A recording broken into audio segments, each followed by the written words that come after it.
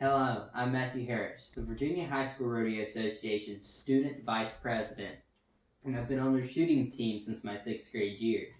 We've noticed quite a few members are wanting to start the shooting events this season, and I made this video that way the season can go safely and smoothly for everybody involved. Now, first step is safety.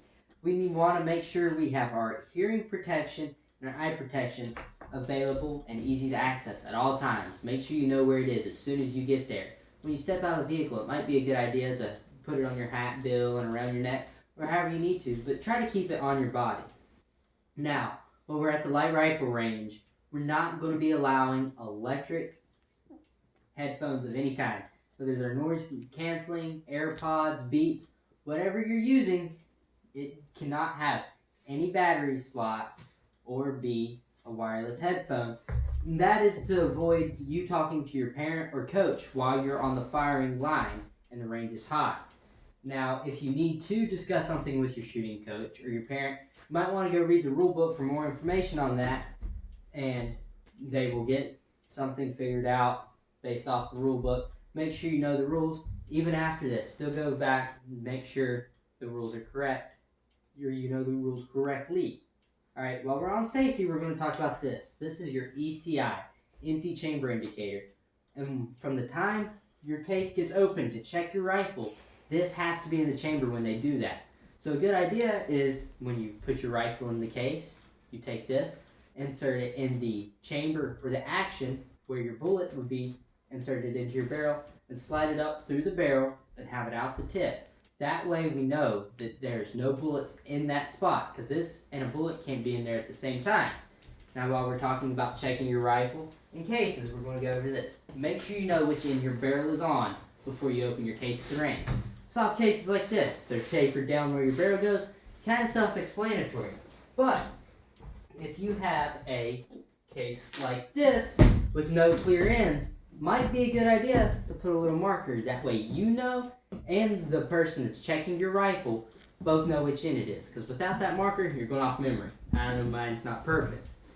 While we're still talking about checking your rifle in, there's a few key factors for you to be cleared to shoot. One is trigger weight. Your trigger weight cannot be under 2 pounds. And this weight has been verified that it is a 2-pound weight.